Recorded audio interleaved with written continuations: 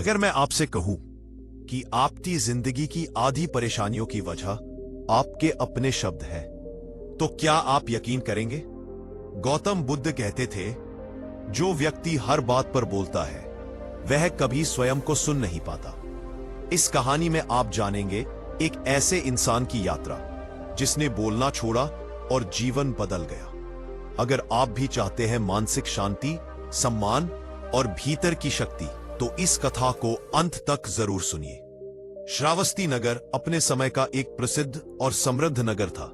वहां व्यापार, शिक्षा और संस्कृति का विकास हो चुका था। लेकिन उस नगर में रहने वाला हर व्यक्ति भीतर से सुखी हो, ऐसा नहीं था। उन्हीं लोगों में एक युवक था, विश्रुत।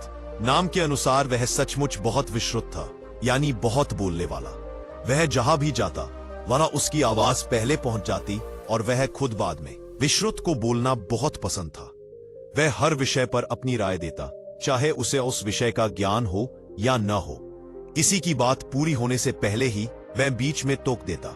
सभा हो, बाजार हो या परिवार का घर, हर जगह वह खुद को सबसे बुद्धिमान सिद्ध करना चाहता। उसे लगता था कि ज्यादा बोलने वाला ही ज्यादा समझदार होता है। लेकिन उसके जीवन में एक अजीब सी बेचैनी थी। लोग उसकी बात सुनते तो थे, पर दिल से नहीं। मित्र उससे दूर रहने लगे। घर में माता पिता दुखी रहते। व्यापार में भी लोग उस पर भरोसा नहीं करते थे। फिर भी विश्रुत ने कभी यह नहीं सोचा कि समस्या उसके बोलने में हो सकती है। उसे लगता था कि दुनिया ही उसे समझ नहीं पा रही। एक दिन श्रावस्ती में यह समाचार फैला कि गौतम बुद्ध नगर के पास जेतवन विहार में ठहरे हैं। लोग दूर दूर से उनके प्रवचनों को सुनने आने लगे। कहा जाता था कि बुद्ध की वाणी कम होती थी, लेकिन उनके मौन में भी गहरा अर्थ छिपा होता था। विश्रुत ने भी निश्चय किया कि वह बुद्ध से मिलेगा। मन में एक ही भाव था, आज मैं भी अपनी बुद्धि दिखाऊंगा।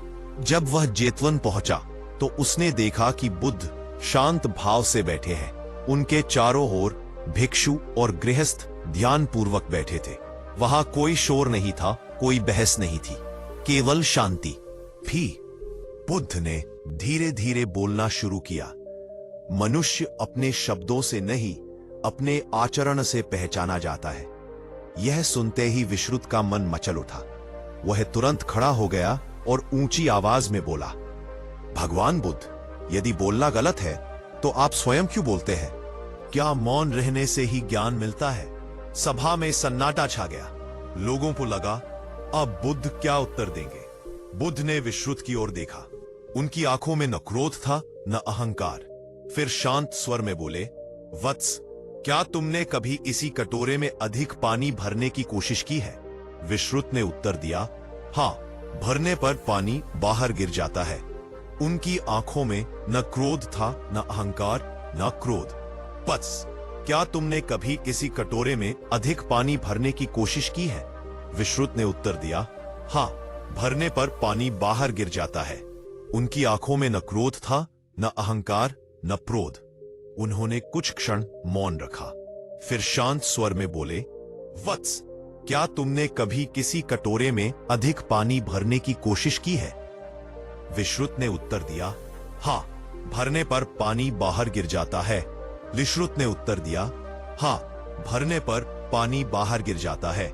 विश्रुत ने उत्तर दिया, हाँ, भरने पर पानी बाहर गिर जाता है। एक बात फिर बताएं, अब सब पर बातें की बात करते हैं। सबसे पहले बात यहां पर उतरती है। विश्रुत ने अपनी आंखों में उतारा, फिर शांत स्वर में बोले, सुन बुद्ध, क्या तुमने कभी किसी कटोरे में अधिक पानी भरने की कोशिश की है? विश्रुत ने उत्तर दिया, हाँ, भरने पर पानी बाहर गिर जाता है। बुद्ध मुस्कुराए, मनुष्य की वाणी भी उसी जल के समान है। जो आवश्यक है वही भरो। अधिक भरोगे तो सब व्यर्थ बह जाएगा। ये सुनकर विश्रुत को पहली बार लगा कि किसी ने उसे बिना अपमानित किए गहरी बात समझा दी। सब पास। बुद्ध ने विश्रुत से कहा, कुछ दिन मेरे पास रहो, सुनो और फिर बोलो। विश्रुत ने इसे चुनौती की तरह स्वीकार किया। उसे लगा, मैं तो हमेशा बोलता आया हूं, चुप रहना कौन सा कठिन काम है। लेकिन पहला ही दिन उसके लिए कठिन साबित हुआ। जब भिक्षु भोजन ग्रहण कर रहे थे, कोई बात नहीं कर रहा था, केवल आवश्यकता भर शब्द बोले जाते थे। विश्रुत को बार बार कुछ कहने का मन करता, पर वह खुद को रोकता। दूसरे दिन एक भिक्षु ने गलती से किसी और का पात्र उठा लिया। विश्रुत के मुंह से शब्द निकलने ही वाले थे, लेकिन बुद्ध की शांत दृष्टि उस पर पड़ी। वह चुप रह गया। तीसरे दिन किसी गृहस्थ ने बुद्ध की आलोचना की। विश्रुत भीतर से उबल पड़ा।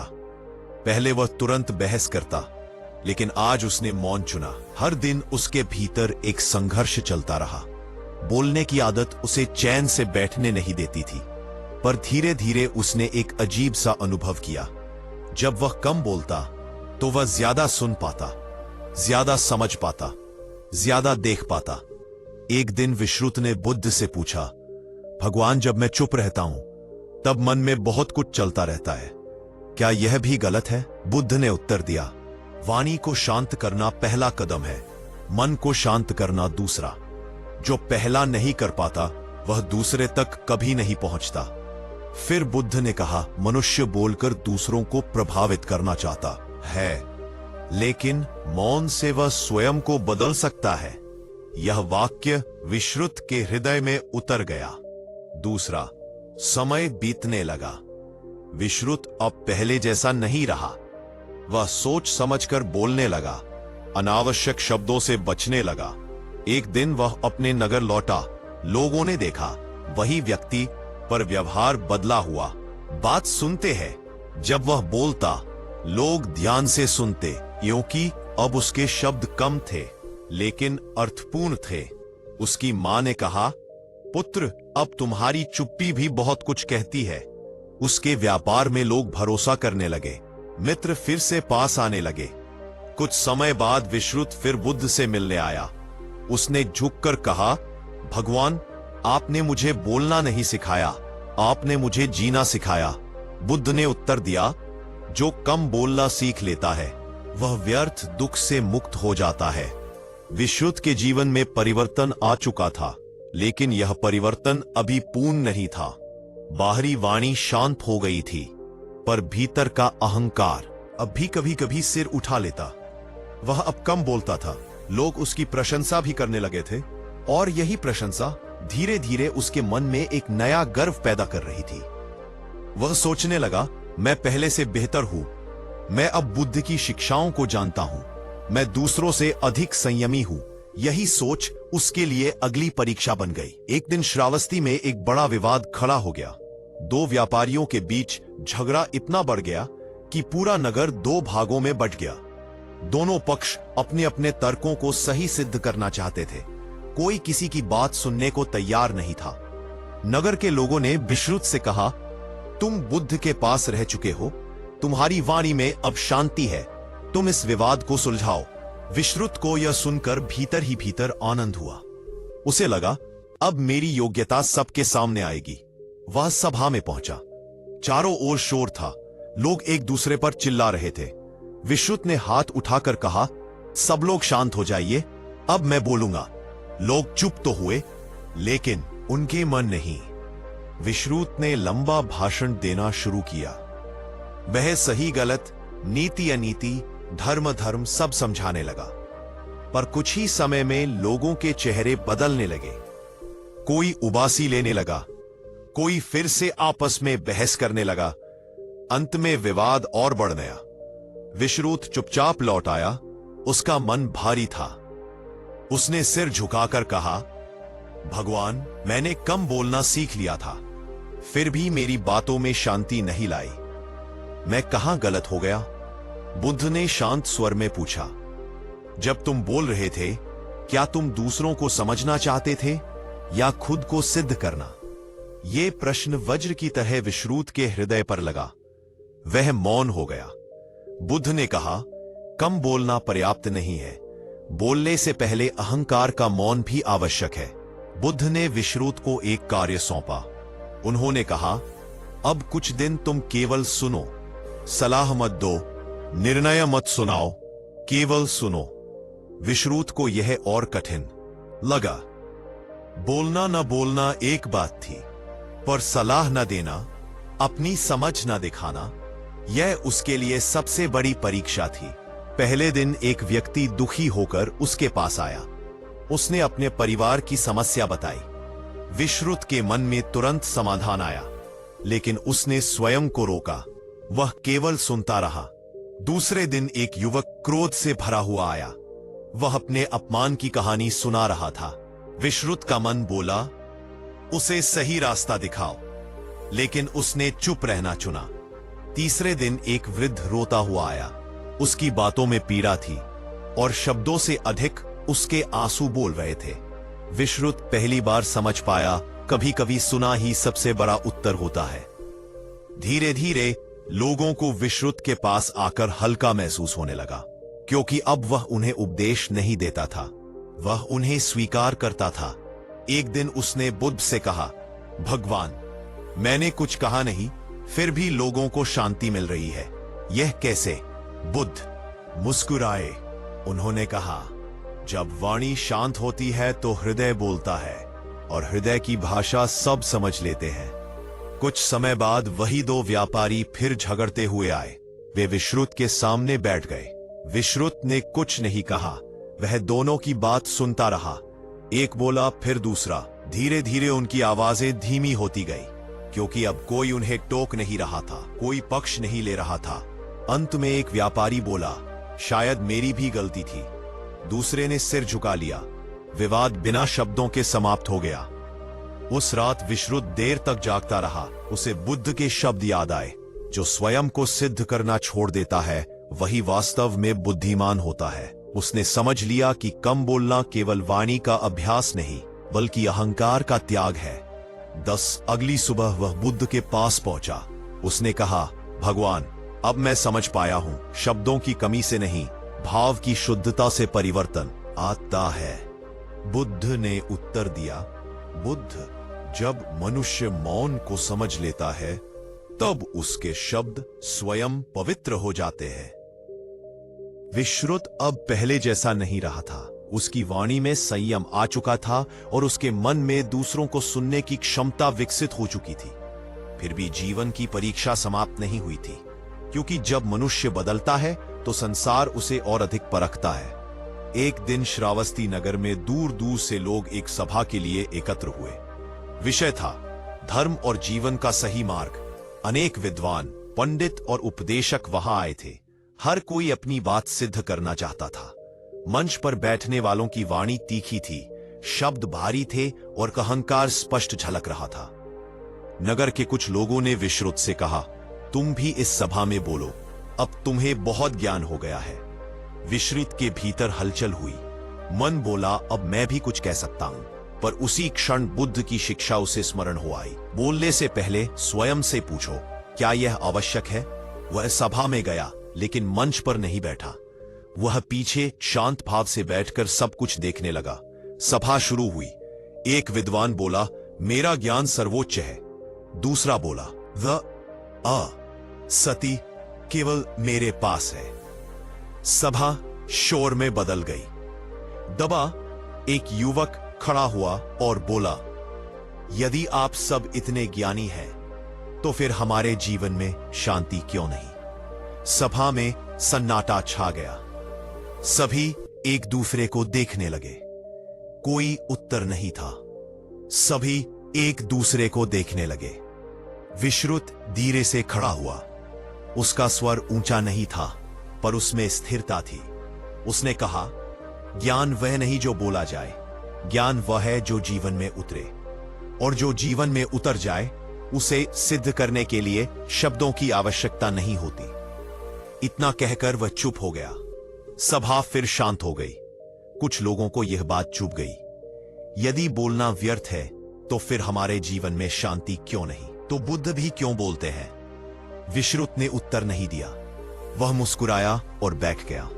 सभा समाप्त हो गई, पर यह प्रश्न कई लोगों के मन में रह गया। अगले दिन कुछ विद्वान विश्रुत के पास आए। उन्होंने कहा, तुमने हमारा अपमान किया है, तुम स्वयं को बहुत बुरा समझने लगे हो। विश्रुत ने शांति से उनकी बात सुनी, फिर बोला, यदि मेरे मौन ने आपको अपमानित किया तो क्षमा चाहता हूं। मेरा उद्देश्य स्वयं को बड़ा दिखाना नहीं था। यह सुनकर वे और चकित हो गए। उन्हें झगड़े की उम्मीद थी, मौन और विनम्रता नहीं। वे बिना कुछ कहे लौट गए। उस शाम विश्रुत बुद्ध के पास पहुंचा। उसने कहा, भगवान, आज मैंने बहुत कम कहा, फिर भी कई लोग असंतुष्ट हो गए। क्या मौन भी लोगों को दुख दे सकता है? बुद्ध ने कहा, वत्स, जब कोई व्यक्ति दूसरों के अहंकार को बिना शब्दों के आईना दिखा देता है तो वह आईना चुभने लगता है। फिर बुद्ध ने आगे कहा, सत्य हमेशा मधुर नहीं होता, लेकिन मौन में कहा गया सत्य सबसे गहरा होता है। कुछ दिन बाद नगर में एक और घटना घटी। एक व्यक्ति पर चोरी का आरोप लगाया गया। भीड़ क्रोधित थी, सब उसे दंड देना चाहते थे। विश्रुत वहां पहुंचा। लोग बोले, अब तो बोलो, तुम तो शांत और न्यायप्रिय हो। विश्रुत ने भीड़ को देखा, फिर उस व्यक्ति को देखा जिसकी आंखों में भय था। विश्रुत ने कहा, क्या किसी ने उसे ध्यान से सुना है? भीड़ चुप हो गई। उस व्यक्ति ने रोते हुए अपनी कहानी सुनाई। वह निर्दोष था, पर भीड़ पहले ही निर्णय कर चुकी थी। जब सब सुन चुके तो कई सिर झुक गए। बिना किसी उपदेश के, बिना किसी कठोर शब्द के सत्य सामने आ गया। भीड़ शांत हो गई। उस दिन विश्रुत को समझ में आया, जब शब्द कम होते हैं तो सत्य स्वयं बोलता है। रात को वह बहुत देर तक सोचता रहा। उसे एहसास हुआ कि कम बोलना केवल स्वयं के लिए नहीं, बल्कि दूसरों को भी सोचने का अवसर देना है। अगली सुबह वह बुद्ध के पास पहुंचा। उसने कहा, भगवान, अब मैं समझता हूं, शब्दों से नहीं, उपस्थिति से परिवर्तन आता है। बुद्ध ने कहा, वत्स, जब तुम्हारा अस्तित्व शांत हो जाता है, तब तुम्हारी उपस्थिति ही उपदेश बन जाती है। समय बीतता गया। विश्रुत का नाम अब एक शांत, समझदार व्यक्ति के रूप में लिया जाने लगा। लोग उससे सलाह नहीं, शांति पाने आते थे। वह अब कम बोलता था, लेकिन जब बोलता तो शब्द सीधे हृदय तक पहुंचते थे। स्वयं को सुन नहीं पाता, और जो स्वयं को सुन लेता है उसे दुनिया को समझाने की आवश्यकता नहीं रहती। समय के साथ विश्रुत की पहचान बदल चुकी थी। वह अब नगर में एक शांत, स्थिर और भरोसेमंद व्यक्ति के रूप में जाना जाने लगा था। लोग उसके पास इसलिए नहीं आते थे कि वह उन्हें सलाह दे, बल्कि इसलिए कि उसके पास बैठकर उनका मन हल्का हो जाता था। उसकी सबसे बड़ी विशेषता यही थी कि वह बिना किसी जल्दबाजी के, बिना निर्णय सुनाए पूरे मन से सुनता था। लेकिन जीवन की सबसे कठिन परीक्षा तब आती है जब व्यक्ति को अपमान सहना पड़ता है। एक दिन श्रावस्ती में एक बड़ा उत्सव आयोजित किया गया। दूर दूर से लोग आए। नगर के प्रमुख, विद्वान और व्यापारी सभी एकत्र हुए। सभा में किसी ने सुझाव दिया कि इस बार धर्म और नीति पर चर्चा होनी चाहिए। कई लोगों ने कहा, विश्रुत को बुलाओ, वह बुद्ध के सानिध्य में रहा है। विश्रुत को मंच पर आमंत्रित किया गया। वह शांत भाव से मंच पर पहुंचा और बैठ गया। उसने बोलने की कोई जल्दी नहीं दिखाई। सभा के अन्य वक्ता एक एक कर बोलने लगे। हर कोई अपनी बात को बड़ा, गूढ़ और निर्णायक सिद्ध करना चाहता था। जब विश्रुत की बारी आई तो वह कुछ क्षण चुप रहा। तभी पीछे से एक आवाज आई, यह व्यक्ति तो अब बोलता ही नहीं। क्या इसे कुछ आता भी है या सिर्फ मौन का दिखावा है? सभा में हंसी फैल गई। कुछ लोग मुस्कुराए, कुछ ने उपहास किया। विश्रुत ने यह सब सुना। उसका मन क्षण भर के लिए डगमगाया। अंदर से आवाज आई, उत्तर दो, अपने अपमान का जवाब दो। लेकिन उसी क्षण उसे बुद्ध का स्वर स्मरण हो आया। अपमान को उत्तर देना, अपमान को स्वीकार करना है। विश्रुत शांत रहा। उसने केवल इतना कहा, यदि मौन आपको रिक्त लगता है तो शायद आप अभी उसे सुन नहीं पाए। इतना कहकर वह बैठ गया। सभा फिर शांत हो गई। कुछ लोगों को यह बात और भी अधिक चुभ गई। उत्सव के बाद नगर में अफवाहें फैलने लगी। किसी ने कहा, विश्रुत घमंडी हो गया है। किसी ने कहा, वह खुद को बुद्ध के बराबर समझने लगा है। यह सब विश्रुत के कानों तक भी पहुंचा। पहले यदि ऐसा होता तो वह तुरंत सफाई देता, हर व्यक्ति को समझाने लगता। लेकिन अब वह चुप रहा। रात को अकेले बैठकर उसने स्वयं से पूछा, क्या मैं सच में शांत हूं या केवल शांत दिख रहा हूं? यह प्रश्न उसे भीतर तक हिला गया। अगले दिन वह बुद्ध के पास पहुंचा। उसने कहा, भगवान, आज मौन रखना आसान नहीं था। मन बार बार बोलना चाहता था। बुद्ध ने कहा, वत्स, मौन तब तक सरल होता है जब तक उसकी परीक्षा नहीं होती। फिर बुद्ध ने आगे कहा, जो व्यक्ति अपमान में भी शांत रह सके वही वास्तव में मौन को जानता है। कुछ समय बाद नगर में एक गंभीर घटना घटी। एक युवक ने अपराध स्वीकार कर लिया। भीड़ उसे दोषी मान चुकी थी। किसी ने कहा, विश्रुत से पूछो वह क्या कहता है। विश्रुत को बुलाया गया। लोगों ने कहा, अब तो बोलो, यह न्याय का प्रश्न है। विश्रुत ने युवक की ओर देखा। उसके चेहरे पर भय और थकान थी। विश्रुत ने उससे केवल एक प्रश्न पूछा, क्या तुमने यह अपराध अपने भय से स्वीकार किया है या सत्य से? युवक फूट फूट कर रो पड़ा। उसने स्वीकार किया कि वह डर के कारण झूठ बोल रहा था। सत्य धीरे धीरे सामने आ गया। भीड़ शांत हो गई। कोई बड़ा भाषण नहीं, कोई कठोर वाक्य नहीं, सिर्फ एक सही प्रश्न और गहरा मौन। उस रात विश्रुत बहुत देर तक जागता रहा। उसे समझ में आ गया कि मौन का अर्थ निष्क्रिय होना नहीं, बल्कि सही समय पर सही शब्द चुनना है। कुछ दिन बाद वही लोग जो पहले उसका उपहास कर रहे थे, अब उसके पास आने लगे। एक व्यक्ति ने कहा, हमने आपको गलत समझा। विश्रुत ने उत्तर दिया, आपका भ्रम भी मेरी यात्रा का हिस्सा था। अंततः विश्रुत फिर बुद्ध के पास पहुंचा। उसने कहा, भगवान, अब मैं जान गया हूं, मौन का सबसे कठिन रूप अपमान में मौन है। बुद्ध ने उत्तर दिया, वत्स, जो व्यक्ति अपमान में भी शांत रह लेता है, उसके भीतर अब कोई शत्रु नहीं बचता। विश्रुत के जीवन में अब एक गहरी स्थिरता आ चुकी थी। वह न प्रशंसा से ऊंचा उठता, न आलोचना से टूटता। वह जान चुका था, शब्द बाहर की दुनिया बदलने का प्रयास करते हैं, लेकिन मौन भीतर की दुनिया बदल देता है। उस दिन के बाद उसने स्वयं से एक वचन लिया, मैं तभी बोलूंगा जब मेरे शब्द किसी को हल्का कर सके, भारी नहीं। और यही वचन उसके जीवन की सबसे बड़ी शक्ति बन गया। विश्रुत के जीवन में अब शांति स्थायी हो चुकी थी। वह न पहले जैसा उतावला था, न ही स्वयं को कुछ सिद्ध करने की लालसा उसमें बची थी। मौन अब उसके लिए अभ्यास नहीं रहा, वह उसका स्वभाव बन चुका था। लेकिन जीवन की अंतिम और सबसे सूक्ष्म परीक्षा अभी शेष थी, करुणा। क्योंकि मौन यदि करुणा से खाली हो तो है कठोर हो जाता है। एक दिन श्रावस्ती में भयंकर अकाल पड़ा। अन्न की कमी हो गई। गरीबों के घरों में चूल्हे ठंडे पड़ गए। लोग सहायता के लिए नगर के संपन्न लोगों के पास गए, लेकिन अधिकांश ने अपने द्वार बंद कर लिए। हर कोई डर रहा था, कल क्या होगा। विश्रुत यह सब देख रहा था। वह कुछ बोल नहीं रहा था, लेकिन उसका मन शांत भी नहीं था। उस रात वह बुद्ध के पास पहुंचा। उसने पूछा, भगवान, मैंने मौन सीखा, अपमान सहना सीखा, लेकिन जब लोगों का दुख देखता हूं तो भीतर हलचल होती है। क्या यह भी अशांति है? बुद्ध ने उत्तर दिया, वत्स, यदि दूसरे के दुख से तुम्हारा मन विचलित हो जाए तो उसे अशांति नहीं, करुणा कहते हैं। फिर बुद्ध ने कहा, मौन का अंतिम रूप करुणा में प्रकट होता है। अगले दिन विश्रुत ने कुछ अनोखा किया। उसने कोई घोषणा नहीं की, कोई भाषण नहीं दिया। उसने अपने घर के द्वार खोल दिए। जो भूखा आया उसे अन्न मिला, जो थका आया उसे छाया मिली। कोई जानता भी नहीं था कि यह सब कौन कर रहा है। लोग पूछते, यह किसका घर है? उत्तर मिलता, एक शांत व्यक्ति का।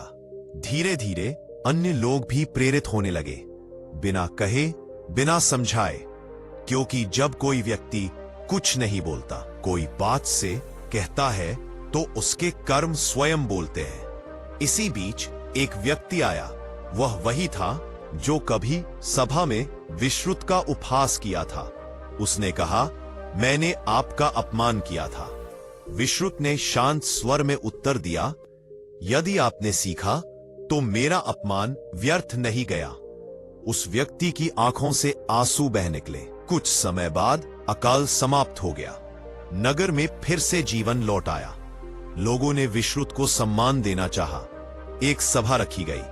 उन्होंने कहा, आज आप बोलिए। विश्रुत मंच पर खड़ा हुआ।